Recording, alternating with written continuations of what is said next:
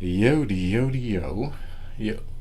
Yodi yo do do. This is Lee, the new guy, coming to you from our studios in New York City on, what is this? I don't know. It doesn't matter. It's the summer of 2018 and I'm supposed to be on vacation, kind of on the chill, you know. This is a tough business, rough business. Trying to remain positive in a very, very negative world is not an easy thing to do. But and that's one of the reasons why I'm here back on the air with Issues Under Fire. Is because we are having such an interesting summer. And it's not one to miss, so I thought I would videotape some of the events that are going on, put some B-roll up in there to make things a little more exciting. I'll make it interesting, I'll make it informative, but you know, we also have to make it entertaining as well. At least that's what they say. That being said, let's talk about what's happening today, this week, coming up. As a matter of fact, Donald Trump is going to be making his European vacation. He's going to go over and talk to folks at NATO. He's going to have a sit down with Germany's Chancellor Angela Merkel, and there's a lot of tension between the U.S. and Germany, between the U.S. and the world, quite frankly, specifically Europe. And of course, he's got to deal with Vladimir Putin, and I say he's got to deal with it because, from my perspective, if you go by our website, Issues Under Fire, and you've been reading what I've been writing, you understand that from this observer's perspective, Donald Trump is actually going to visit his boss. Yeah. I mean, I'm one of those who are of the opinion that Donald Trump was placed in office by the Russian intelligence. They did a very, very good job at not only infiltrating the 2016 election, but actually tilting it in the favor of Donald Trump. Now, one has the reason why. That, let's face it, it would be a great idea to have somebody in there that you can control, or someone that you feel it doesn't have the intellectual capacity to compete, and thus you have a leg up on the world if that is your objective, is to make Russia great again. So, you know, we were just thinking all of these things through, etc., etc., etc. We thought a lot of that stuff was important, and you know, because all of that is going on in the backdrop of what's happening here in the States on the south border, specifically with all of the, you know, those coming up from Central America, Honduras, El Salvador, Guatemala, a lot of some people coming from Nicaragua as well, coming up, banging on the door, looking for, I don't know, safe space from their places that they're coming from, because of violence and corruption and you name it, it's happening, and it's all bad, and they are looking for a way out. The U.S. response has been anything but hospitable, not even humane, to say the least.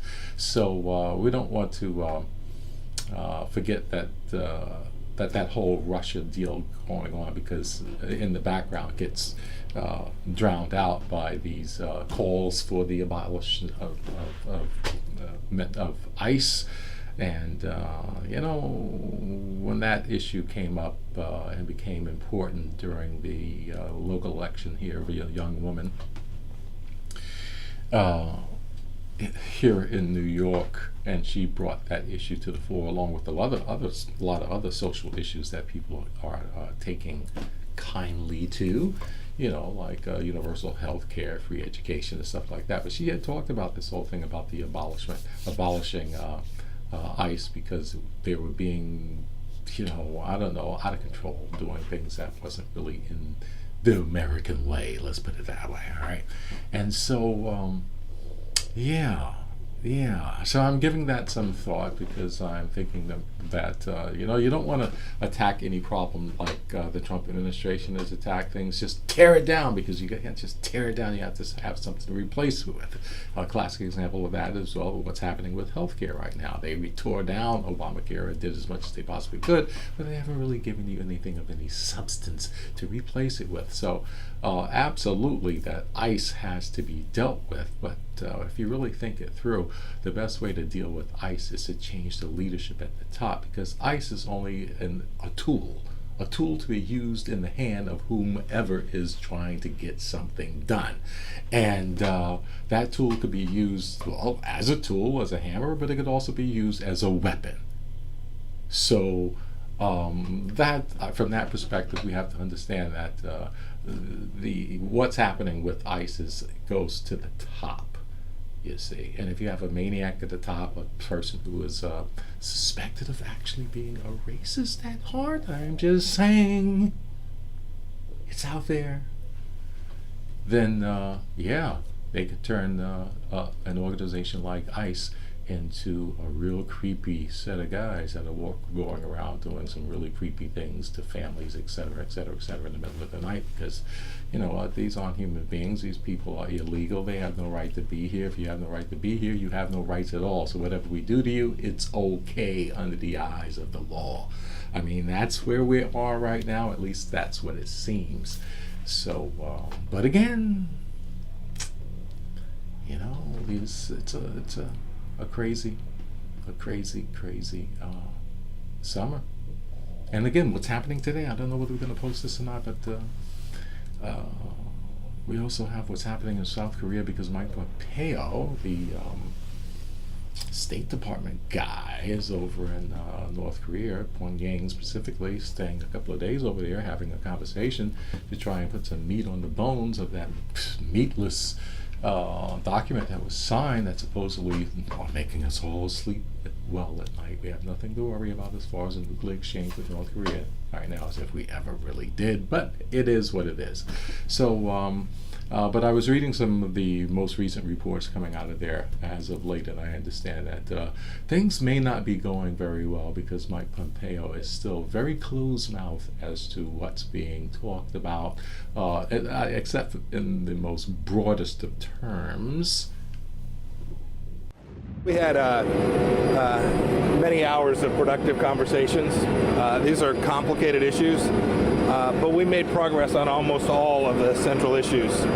Some places a great deal of progress, other places there's still more work to be done. So a very productive conversation about the process by which we will deliver on the commitments that were made in the Singapore summit.